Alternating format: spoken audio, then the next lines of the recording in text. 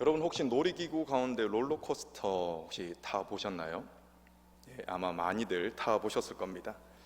롤러코스터는 그냥 일반적인 기차처럼 평범하게 이동하지 않습니다. 비교적 잔잔하게 이동하는 구간이 있기는 하지만 높은 곳으로 올라갔다가는 이제 갑자기 뚝 떨어지기도 하고, 또 꽈배기처럼 막 비틀면서 회전하는가 하면은 공중에서 완전히 돌아버리기도 합니다. 이때 이제 그 고소공포증 있는 사람은 이 롤러코스터가 돌 때 자기도 이제 돌아버릴 것 같은 이런 이제 공포감에 사로잡히기도 합니다. 아무튼 롤러코스터는 마치 기구가 이제 밖으로 튕겨져 나갈 것 같은 이런 불안감을 줍니다. 이걸 이제 스릴이라고 그러거든요. 이 스릴을 느끼기 위해서 롤러코스터를 탑니다. 사랑의 관계도 이 롤러코스터랑 비슷한 것 같습니다. 평온한 때가 있는가 하면 뜨겁게 불타오르는 때가 있고, 또 차갑게 냉각되는 때도 있다는 것입니다. 우리는 아가서를 통해서 사랑의 롤러코스터를 간접적으로 경험하고 있습니다. 그리고 지난 시간에는 이 사랑의 관계가 차갑게 식어버리는 권태기, 이 권태기가 왜 오는 것인가, 그리고 또 그것을 어떻게 극복을 할 수가 있는 것인가, 그것을 지난 시간에 살펴봤습니다. 오늘은 말씀을 통해서 특별함에 대해서 살펴보도록 하겠습니다. 아가서 6장 1절은 사람들의 합창으로 시작됩니다. 우리 1절 말씀, 6장 1절 말씀을 여러분이 좀 읽어주시겠습니다. 시작.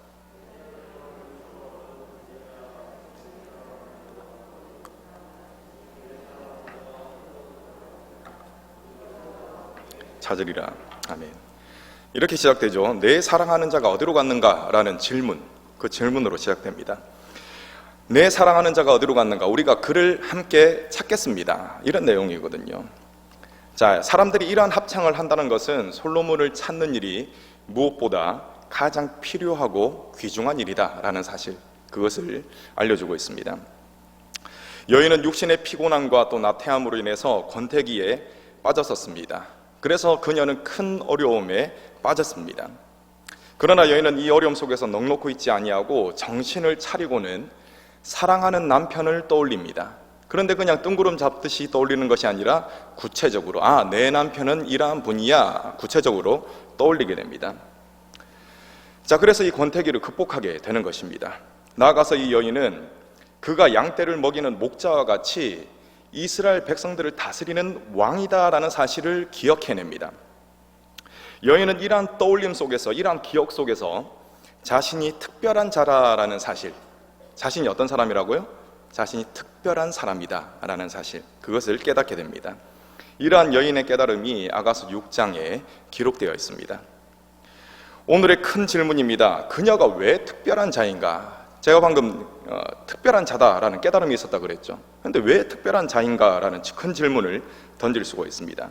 첫 번째로, 특별한 자의 소유이기 때문에 그녀는 특별한 사람이다 라는 것입니다.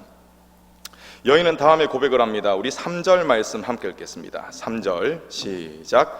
나는 내 사랑하는 자에게 속하였고, 아멘. 여기까지 읽겠습니다. 자, 그녀는 자신이 사랑하는 자에게 속했다, 이렇게 이야기하고 있습니다. 이는 자신이 그의 것이다 라는 이 사실을 공언한 것입니다. 왕인 솔로몬은 이스라엘에서 가장 특별한 사람이다, 이렇게 말할 수가 있을 것입니다. 그녀는 지금 자신이 가장 특별한 자의 소유다라는 사실, 그 사실을 밝히고 있는 것입니다. 여러분, 어떤 것을 가지는 것, 어떤 것을 소유하는 것은 그것에 대한 예착이 있다는 것, 그것을 의미합니다. 그리고 그것을 책임진다라는 그런 뜻을 가지고 있습니다. 예를 들어 보겠습니다. 지금 제가 사용하고 있는 스마트폰은 LG V40입니다. 아직 사용할 만하기는 하지만 한불간 스마트폰입니다. 비록 몇 세대가 지난 구식 스마트폰이다 하더라도 저는 이 폰을 매우 아낍니다. 아마 같이 식사하셨던 분은 종종 봐왔을 겁니다. 제가 이 케이스를 벗겨가지고 물티슈로 막 스마트폰을 닦고 이런 모습을 종종 보셨을 거예요. 다른 이유가 없습니다. 제 것이기 때문에 그렇습니다. 만약 제가 실수로 이 폰을 떨어뜨려서 망가뜨리면은 제 마음이 아프겠죠. 이 폰이 저의 소유이기 때문에 그렇습니다. 여러분, 현존하는 최신식 스마트폰이 무엇입니까? 제가 알기로는 갤럭시 21로 알고 있거든요.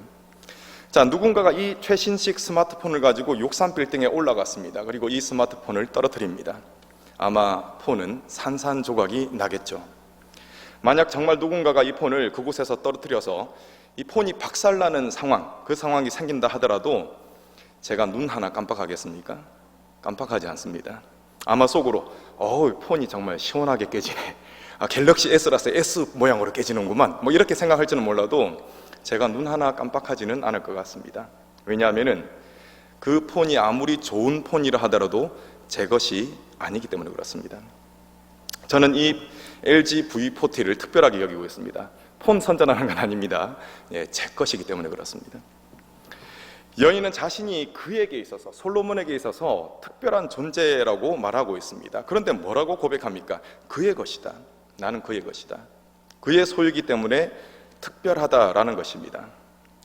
그녀가 그에게 있어서 특별한 존재이기 때문에 왕인 솔로몬의 공급과 또 솔로몬의 보호를 받을 수가 있는 것입니다. 시대를 조금 더 거슬러 올라가 보겠습니다. 하나님께서는 이스라엘 백성들을 노예였던, 이집트의 노예였던 이스라엘 백성들을 출애굽시키셨습니다. 그리고 그들을 하나님의 소유된 제사장 나라로 삼으시고서는 그들을 인도하셨습니다. 모세는 이러한 하나님의 보호하심을 다음과 같이 묘사했습니다. 신명기 32장 10절입니다. 여호와께서 그를 황무지에서 짐승이 부르짖는 광야에서 만나시고 호위하시며 보호하시며 자기의 눈동자같이 지키셨도다. 아멘. 여러분, 모세가 뭐라고 고백했습니까? 하나님께서 이스라엘 백성들을 보호하셨죠? 그런데 뭐같이요? 자신의 눈동자같이 보호하셨다, 이렇게 고백했습니다. 자, 이는 눈동자를 한시도 떼지 않고 이제 계속 지켜보시면서 보호하셨다, 이런 의미도 있는데 이것보다 더 깊은 의미가 있습니다. 여러분, 만약 누군가가 내 눈앞으로 손을 이렇게 확 갖다 대면은 어떻게 반응하시겠습니까? 눈을 이렇게 감는다든지 아니면 이거 뭐야, 이렇게 손을 이제 치우는 반응을 보이실 것입니다.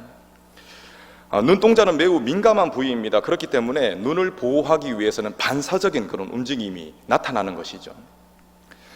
신명기의 이 말씀은 하나님께서 이스라엘 백성들을 마치 자신의 눈을 보호하는 것처럼 보호하셨다라는 뜻을 가지고 있습니다. 자, 여러분, 어떤 이런 보호라고 했죠? 반사적인 보호라고 했습니다. 하나님의 반사적인 보호, 무조건 보호하신다는 것이죠. 여러분, 대단하지 않습니까? 이보다 더 안전한 보호가 어디 있겠습니까? 이 보호는 이스라엘이 하나님의 소유였기 때문에 받게 된 특혜였습니다. 다른 이유가 없습니다. 여러분, 하나님께서는 예수 그리스도를 통해서 죄인된 사람들을 완전히 새롭게 하시고 자신의 소유로 삼으십니다. 하나님께서는 우리들을 자신의 소유로 삼으시기 위해서 독생자 예수님을 이 땅에 보내시는 특별한 사랑을 베푸셨습니다. 예수께서는 하나님의 특별한 사랑을 가슴에 품으시고 그 사랑으로 십자가의 사역을 완수하셨습니다. 그렇기 때문에 우리는 예수님을 통해서 하나님의 사랑의 깊이와 넓이가 얼마나 깊고 넓은지를 대략 가늠할 수 있는 것입니다. 만약 예수님이 오시지 않으셨다면 그 사랑이 어떤 것인지, 어느 정도의 크기인지 그냥 짐작도 못할 것입니다. 예수님을 통해서 알 수가 있는 것이죠. 그를 통해서 우리가 어떻게 고백합니까? 하늘을 두루마리 삼고 바다를 먹물 삼아도 한없는 하나님의 사랑 다 기록할 수 없도다. 이렇게 우리가 가늠할 수가 있는 것입니다. 이 사랑은 우리가 주님의 것이기에 받는 사랑임을 여러분 기억하시기 바랍니다. 옆에 계신 분에게 이렇게 말씀해 주시기 바랍니다. 당신은 주님의 것입니다. 그럼 질문도 하셔야죠. 좋지요? 이렇게 좋으십니까? 주님께서는 주님의 소유가 된 자에게 다음과 같은 명령을 내리셨습니다. 요한복음 15장 9절입니다. 아버지께서 나를 사랑하신 것 같이 나도 너희를 사랑하였으니 나의 사랑 안에 거하라. 아멘. 주님께서는 나의 사랑 안에 거하라 라는 명령을 내리셨습니다. 여러분, 우리 모두는 한 분도 빠짐없이 하나님으로부터 특별한 사랑을 받은 사람들입니다. 특별한 사랑을 받은 사람들은 그 사랑을 기억하며 감사하는 삶을 사는 것이 마땅합니다. 그리고 그 받은 사랑을 베푸는 삶이 마땅한 것입니다. 하나님의 소유가 된 특별한 사람처럼 항상 사랑 안에 거하시는 저와 여러분 되시기를 간절히 축원합니다. 자, 그녀가 왜 특별한 사람인가라는 이 질문에 대한 두 번째 대답입니다. 특별한 자가 그녀를 특별하게 사랑하기 때문에 그렇습니다. 이는 첫 번째로 말씀드렸던 그녀가 솔로몬의 소유이기 때문에 라는 이유와 맥을 같이 합니다. 하지만 추가적인 설명을 위해서 두 번째로 따로 별도로 분류를 했습니다. 4절부터는 솔로몬의 고백이 이어집니다. 솔로몬은 여인을 이렇게 표현합니다. 디르사같이 아름답다라고 표현을 했습니다. 디르사는 북이스라엘에 있는 지명이기도 하지만 기쁨이라는 뜻도 아울러 갖고 있습니다. 그리고 이어 나오는 예루살렘은 모든 이스라엘 사람들이 야, 정말 아름다운 곳이다 라고 인정하는 그러한 장소가 바로 수도인 예루살렘입니다. 솔로몬이 술람미 여인을 디르사와 예루살렘에 빗댄 것은 이 여인의 아름다움에 대한 최상의 칭찬이다, 이렇게 보시면 틀림이 없습니다. 술람미 여인이 너무나 아름답게 여겨지기 때문에 그 여인이 자신을 기쁘게 만들고 또 황홀하게 만든다라는 고백을 하는 것입니다. 5절에서 7절까지는 여인의 아름다움을 세부적으로 찬양하는 내용입니다. 그런데 특별히 5절 말씀을 한번 보시기 바랍니다. 5절 말씀 여러분이 읽어주시겠습니다. 5절 시작.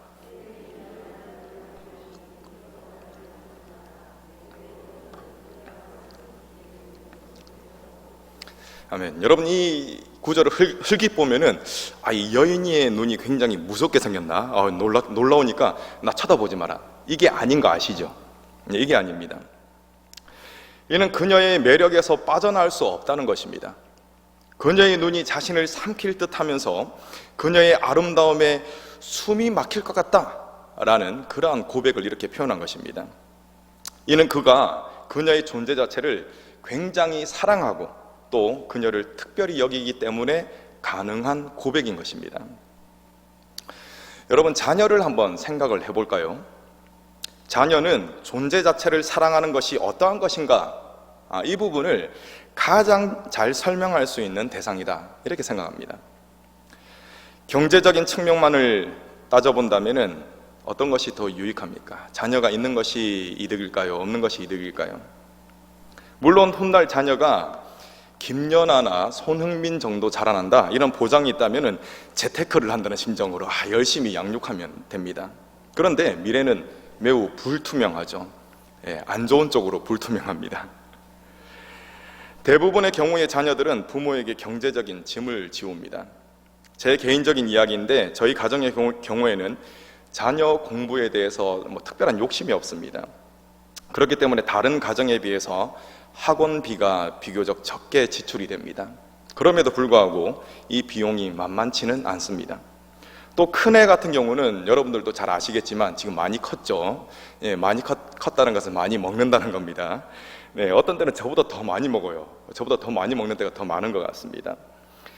자, 자녀가 있음으로써 추가 지출되는 식비 역시 만만치 않습니다. 그런데 여러분, 제가 여러분에게 분명히 말씀드릴 수 있는 것이 있습니다. 그것은 아이들이 존재하는 것 자체로 저에게 말할 수 없는 큰 기쁨이 주어진다는 것입니다. 이게 바로 존재의 기쁨입니다. 저의 아들들이 저에게 있어서 특별한 존재이기 때문에 저는 아이들에게 들어간 비용을 특별히 계산하지 않습니다. 특별한 존재이기 때문에 그렇습니다. 오늘 말씀의 이야기로 돌아가겠습니다. 솔로몬에게 있어서 술람미 여인은 특별한 존재였습니다. 그렇기 때문에 그녀가 있다는 것 자체가 솔로몬에게는 큰 기쁨이었던 것입니다. 이 여인이 솔로몬에게 경제적인 이익을 주는 존재는 아니었습니다. 그냥 존재 자체가 기쁨이었습니다. 솔로몬은 여인에 대해서 입에 침이 마르도록 칭찬하고 있습니다. 그런데 여러분, 과연 이 술람미 여인이 클레오파트라의 양뺨을 후려칠 정도의 미인이었을까요? 한번 생각을 해봅시다. 이 여인이 티 한 점 발견할 수 없는 절세 미인이었기 때문에 솔로몬이 이렇게 빠져들었을까요? 물론 그럴 가능성을 완전히 배제할 수는 없습니다만 술람미 여인은 스스로가 이미 자신에게 티가 있다라는 것을 말해놓은 상태입니다. 술람미 여인은 자신의 피부가 검다라고 이미 표현을 했거든요. 여인에게 있어서 피부가 검다는 것은 마이너스가 되는 그런 요소입니다. 그런데 그녀는 이 사실을 분명히 밝혔었습니다. 그런데 솔로몬은 그녀의 모습을 표현할 때 조그마한 결점조차 이야기하지 않습니다. 오직 그녀의 아름다움만을 노래할 뿐입니다. 이에 대해 솔로몬은 술람미 여인이 특별하다라는 사실을 강조하고 있습니다. 우리 8절 9절 말씀 여러분 읽어주시겠습니다. 8절 시작.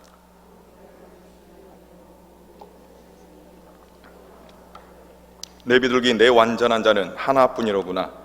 그는 그의 어머니의 외딸이요 그 낳은 자 중가 귀중하게 여기는 자로구나.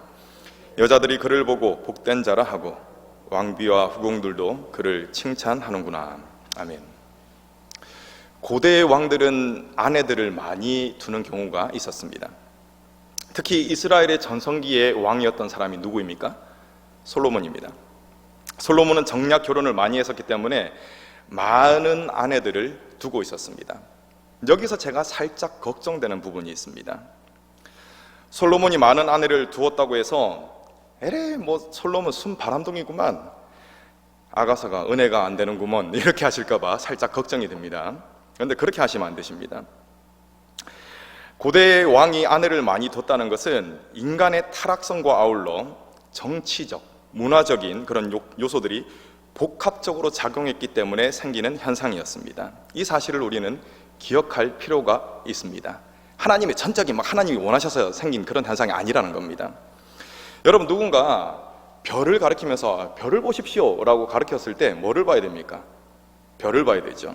그런데 별을 보지 않고 이 별을 가리키는 손을 보면서 손톱에 때가 많네, 손이 왜 저렇게 생겼어, 이렇게 하면 이상하지 않습니까? 이것과 같은 이치입니다. 이와 마찬가지로 성경이 우리에게 알리고자 하는 본질을 우리는 봐야 한다는 것입니다. 다시 말해 솔로몬이라는 인간 자체가 아니라 이 비유를 통해서 전달하고자 하는 본질적인 메시지, 그게 무엇인가 라는 부분에 집중하시기 바랍니다.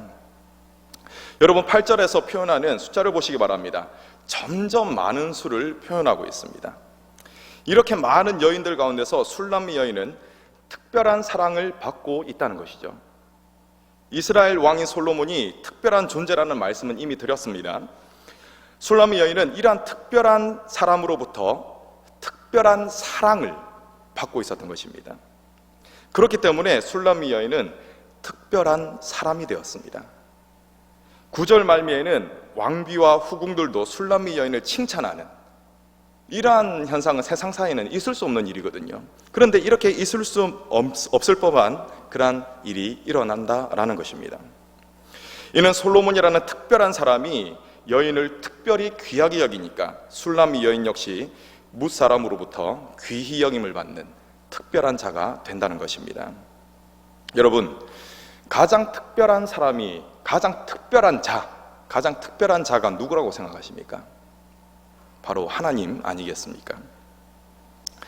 가장 특별하신 하나님께서 여러분들을 특별하게 여기신다라는 사실을 기억하시기 바랍니다. 하나님께서는 여러분들을 특별하게 귀하게 여기시기 때문에 예수님을 이 땅에 보내셨습니다. 그리고 여러분들을 특별하게 여기시기 때문에 성령님을 지금 이 시간에도 우리에게 보내시는 것입니다. 주님의 공생애 때의 이야기입니다. 예수께서는 십자가에 달리시기 전에 배반당하실 것, 이것을 제자들에게 말씀하셨습니다. 요즘 말로 제자들은 이제 멘붕 상태에 빠졌죠. 어떻게 해야 되나 낙심이 되었을 겁니다. 이때 예수께서는 한 가지 약속을 하십니다. 성령을 보내주시겠다라는 그런 약속을 하셨습니다. 그리고는 결코 이해할 수 없을 것 같은 그런 말씀을 제자들에게 하십니다. 요한복음 16장 7절입니다. 그러나 내가 너희에게 실상을 말하노니 내가 떠나가는 것이 너희에게 유익이라. 내가 떠나가지 아니하면 보혜사가 너희에게로 오시지 아니할 것이요 가면 내가 그를 너희에게로 보내리니. 아멘. 세상에 주님이 떠나가시는 게 유익이라뇨, 이보다 더한 막말이 어디 있겠습니까? 아무리 생각해도 주님의 이 말씀은 이해하기가 어렵습니다.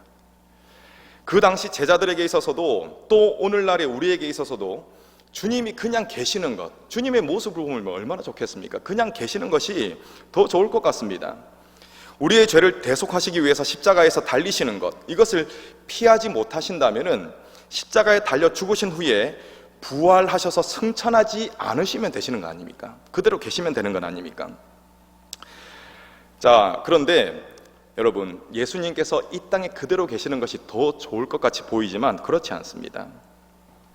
주님께서 뭐라고 말씀하셨습니까? 내가 떠나는 것이 너희에게 유익하다, 분명히 말씀하셨습니다.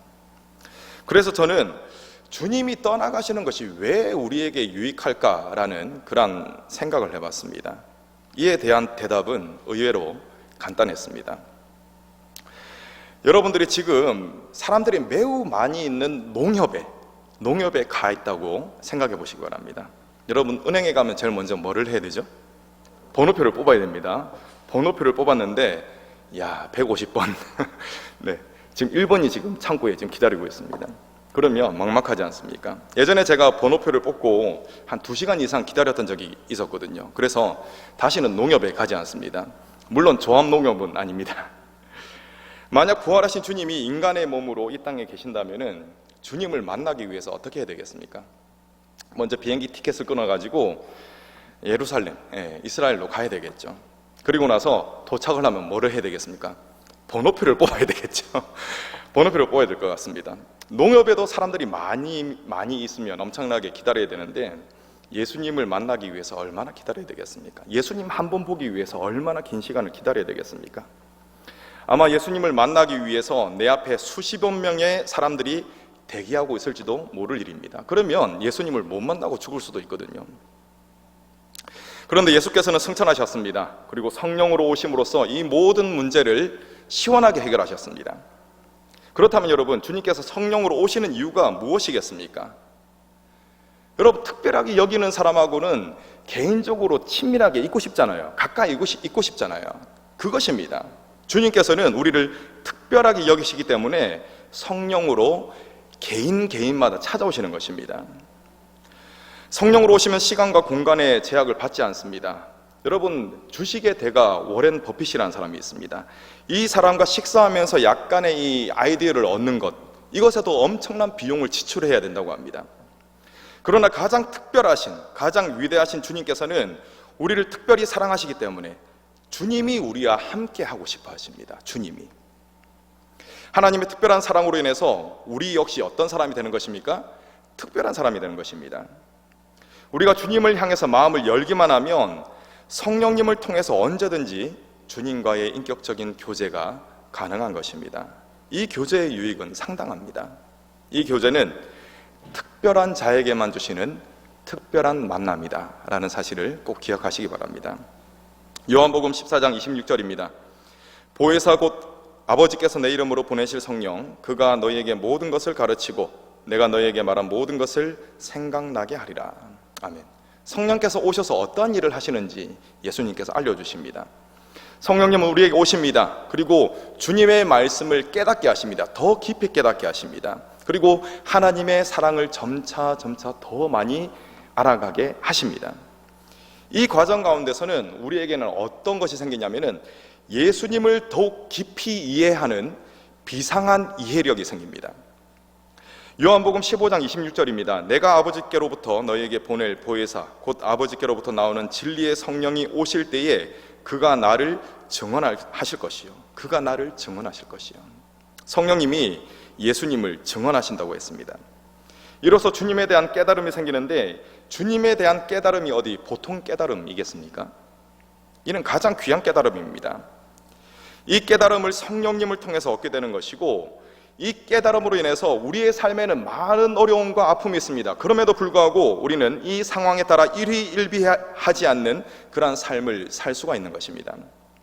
상황을 초월해서 평강을 누리는 삶을 살 수가 있는 것입니다. 마치 큰 강줄기가 안정적으로 흐르는 것과 같은, 이것과 같은 이런 평강이 흐르는 믿음의 삶을 성령으로 말미암아, 누구로 말미암아요? 성령으로 말미암아 살아갈 수가 있다는 것입니다. 여러분, 우리는 그리스도로 말미암아 하나님의 소유가 된 특별한 사람들입니다. 또한 우리는 그리스도를 통해서 하나님의 특별한 사랑을 받은 특별한 사람들입니다. 그렇다면 이 사랑을 받은 사람으로서 어떠한 삶을 살아야 하겠습니까? 주님께서는 이렇게 말씀하셨습니다. 요한복음 15장 8절입니다. 너희가 열매를 많이 맺으면 내 아버지께서 영광을 받으실 것이요 너희는 내 제자가 되리라. 아멘. 하나님께 영광 돌리는 삶, 성령의 열매를 맺는 삶, 그 삶을 사는 것이 바로 마땅한 삶이다라는 것입니다. 그렇다면 여러분, 어떻게 해야지 이 삶이 가능하겠습니까?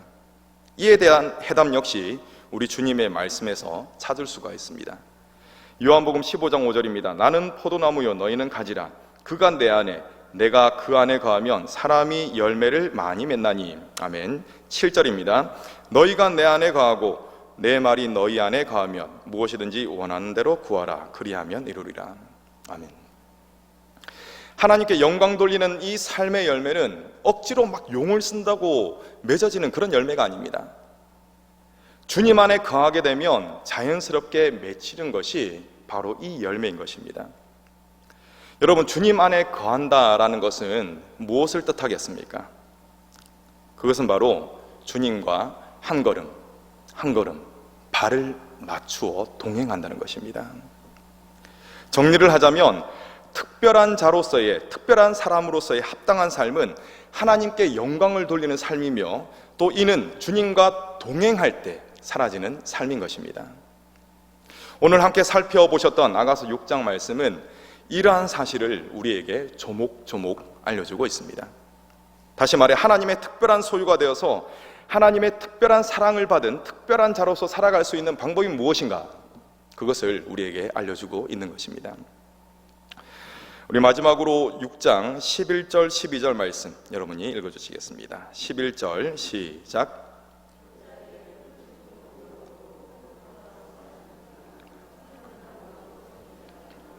내가 호도동산으로 내려갔을 때에 부지 중에 내 마음이 나를 내 귀한 백성의 수레 가운데에 이르게 하였구나. 아멘. 자, 지금 여인은 지금 어떤 것을 살펴보고 있습니다. 어떤 장소를 살펴보고 있습니까? 골짜기의 푸른 초목과 또 포도나무, 석류나무, 이러한 것들을 보고 있습니다. 이러한 것들은 솔로몬의 영향력 안에서 관리되고 있는 것들입니다. 자, 이러한 것들을 살펴보고 있는 것입니다. 이 가운데서 그녀의 마음이 누구에게로 향하느냐? 솔로몬에게로 향하고 있습니다. 이를 내 귀한 백성의 수레 가운데에 이르게 되었다라고 시적으로 표현하고 있습니다. 여기서 나오는 내 귀한 백성의 수레는 여러분, 누가 보낸 수레겠습니까? 솔로몬이 보낸 수레죠. 이 수레에 오른다라는 말은 그녀가 지금 솔로몬과 동행하고자 하는 그 바람이 매우 강하다라는 사실, 그것을 우리에게 보여주고 있습니다.